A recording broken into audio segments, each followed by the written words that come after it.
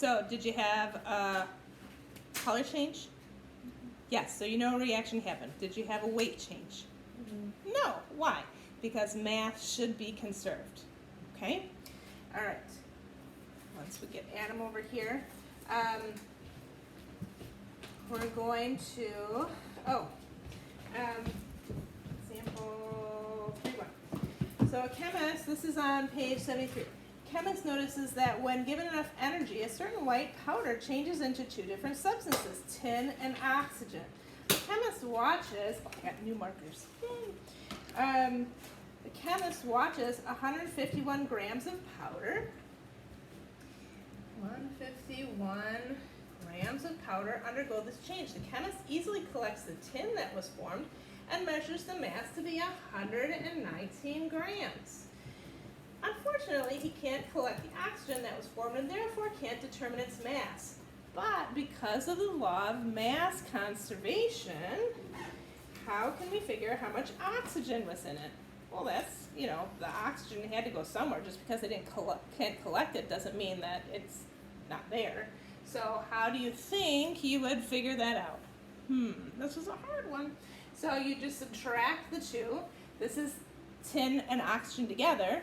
This is the tin alone. So again, this is the significant digits. I'm going to, when I'm adding, subtracting significant digits, I round to the least significant digit. So when I subtract those, I get 32 grams of of oxygen. Okay? So it seems like an easy thing. Well, yes, we know that matter isn't created or destroyed. Only God can do that, right? We can't do that in the lab. So, but this is a way that we can figure things out because we know that. Because we know that, we can figure out things like this, okay? So,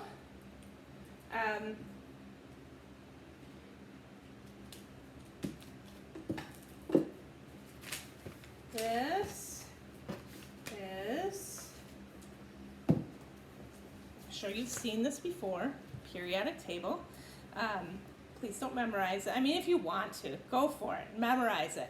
We'll talk about, there's letters and numbers on here, a number of different numbers. Each box has a letter, each box has two numbers, one on the top, one on the bottom. We'll talk about what they all mean. They all have a very important purpose. You are going to be get familiar with certain elements on here, like O is oxygen, C is carbon. Okay, there's certain ones that you're going to learn really quickly. H is hydrogen. It's also shaped a specific way, and we'll talk about why that is. And sometimes hydrogen is here. Sometimes hydrogen is here too. So just so you know, I got you your very own copy. Happy birthday. I know your birthday's sometime this year, and I missed it. So here you go. Happy birthday. Maybe Merry Christmas. Like Halloween, so we'll skip that. Maybe Happy Thanksgiving, right? There you go.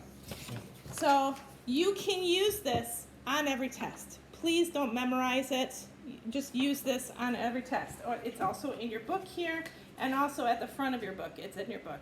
So, but you can whip this out for every test, okay? So you have it. All right. Compound. So let's see. It talks about all right. Well, let's talk a little bit about your periodic table. So there's this zigzaggy line. I'm so sorry that my color cartridge wasn't working. So you have black and white. But there's this zigzaggy line here. Hopefully you can tell that these are a different color than these. If you want to color it in, go home and color that in. But everything on this side of the zigzag line is a nonmetal. And if you aren't sure, then always find carbon, and I hope you know you're not made of metal. So you're mostly carbon, and you're not metal, so everything that's bicarbon on this side of the zigzag line is a nonmetal. Alternately, everything on this side of the zigzag line is metal. So, and they react differently. So you're going to want to know that. When they abbreviate the elements on here, you'll notice that there's always one letter, but sometimes there's two letters. So there's always a capital letter, and sometimes if there's two letters, it's a capital letter and a small case letter. That is going to be important because later on we're going to put different things together, and you can tell how many elements there are by how many capital letters you have. So don't get thrown off by the little letters. But there are different things that have like similar letters, like Cr is chromium. It's not the same as carbon, but they both start with C, right? So they put an R in there so you know the difference.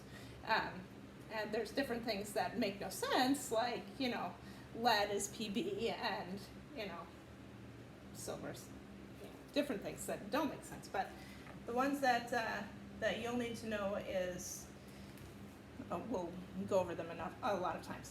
So again, hydrogen is over here, but like I said, sometimes it's over here. It doesn't always behave the way sometimes it reacts like it should be over here, and sometimes it reacts like it should be over here. But it's non-metal. So if you're talking about metals and non-metals, it should be plopped over here. Okay, hydrogen is non-metal. So you again have lots of hydrogen in you also. Water, H2O, also non-metal. Okay, so if you ever have a question, you don't know the color, because I didn't give you color, that one should be over here. Okay? All right. The law, now I'm going to be on page 78. The law of definite proportions. So, when I'm making chocolate chip cookies, because my life revolves around, obviously, has a lot of chocolate chip cookies in it. Actually, it was a cake the other day, but when I'm baking, I like to bake, okay? When I bake, sometimes I make 1.5 times the recipe. Sometimes I make 2 times the recipe. Sometimes I don't have enough eggs, and I can only make a half a recipe, right? But when things are reacting with elements, I put away my periodic table. When things are reacting with elements, you don't get half of an oxygen. It has to be a whole oxygen. You don't get half of a carbon. You have to have a whole carbon. So things mix together in whole numbers, okay? So that's very important, that things are mixing together in whole numbers. And they mix together, they form, elements will join together to form compounds, and those compounds are always in a fixed proportion. So, or a ratio, like H2O. H2O is water, I hope you know that. So this is hydrogen, there's 2 of them, and it gets together with an oxygen, we say H2O, but it really should have a different name, it should be dihydrogen oxide, but we call it water, H2O, and you don't ever get half of a water. If you get half of a water, you have something else, right? If you had 1 oxygen and 1 hydrogen, you'd have something else. It wouldn't be water, right? So it has a fixed proportion. There has to be 2 hydrogens and 1 oxygen. If I want 2 waters, I would have to have 2 H's, which would be 4 H's, and 2 oxygens, okay? I can't just have half of one. So always whole numbers. Okay, so let's look at example 3.2. A chemist reacts 15 grams of calcium, 15.0 grams of calcium, grams of Ca is calcium, with 15 grams of oxygen, O is oxygen. The reaction makes 21.0 grams of compound known as lime. They're not even going to tell you what lime is. Along with lime, there's also some leftover oxygen. If the chemist wants to make 55 grams of lime and have no leftover oxygen or calcium, how much of each element should he use? So this is kind of a 2-step problem. So first, I have to figure out what my recipe for lime is, okay? So if I mix 15 grams of calcium and 15 grams of oxygen, how much stuff should I have? I should have 30.0 grams of stuff, right? but they told me that I only have 21 grams of lime and then some extra oxygen. Okay, so what you can do is, if you subtract how much lime you got, whatever is left over has to be the oxygen, right? Because of the law of mass conservation, oxygen didn't get added in, it didn't disappear, it's all there still. So you can subtract those two things, and you should get 9 grams of lime, oops, nope, 9 grams of oxygen. So I had the stuff that's all mixed together, subtract out the lime, and so that means that I have 9 grams of oxygen left over. Did I subtract that correctly? So, there you go. All right, so if it says, if I have 9 grams of oxygen left over, the questions, these questions are really long. Sometimes when I think I have the answer, I have to go back and read, did I really answer what they asked me? So the question was, if the chemist wants 55 grams of lime, so I don't know that yet.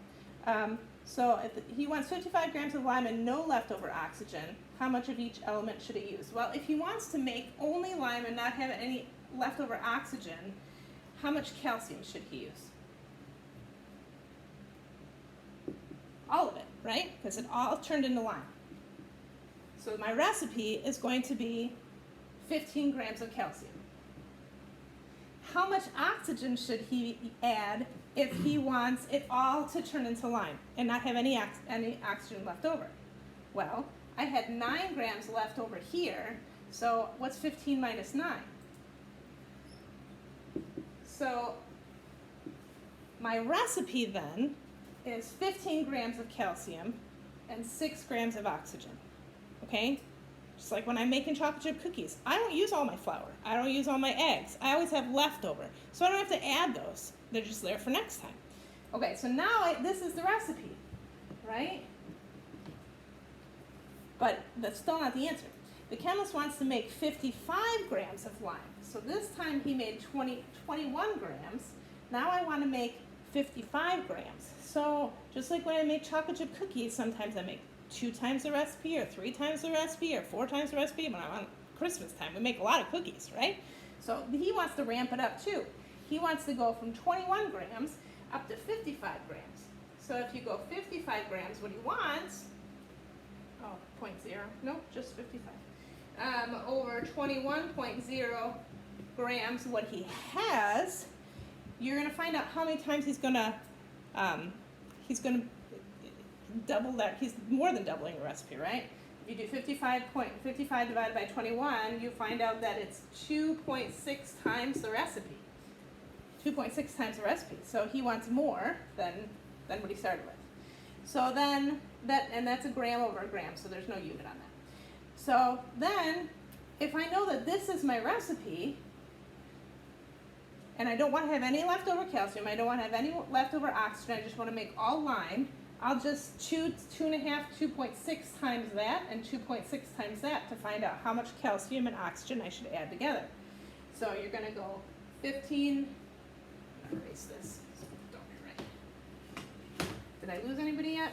Oops, I shouldn't have erased that. 2.6 times. So I'm going to go that times 2.6, and I'm going to go that times 2.6, and if you have your calculator, you'll get 39 and 16 grams. Now, this doesn't have a unit, but it does have a significant digit, and it only has 2 significant digits.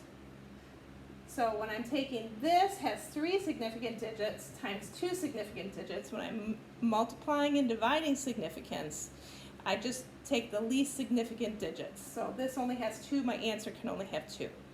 This has 2 significant digits, I'm multiplying by 2 significant digits, my answer can have 2 significant digits. Okay? This is significant because it's to the left or to the right of the decimal. Okay? So if I don't want to have any leftover, this is actually my answer. It took forever to get there. But he will mix 39 grams of calcium and 16 grams of oxygen. Actually, oxygen is O2, but we'll get to there later. So 39 grams of calcium and 16 grams of oxygen, and he will have 55 grams of lime. Okay, so this was a problem with law of mass conservation. It was a problem with significant digits. Okay, so don't forget your significant digits when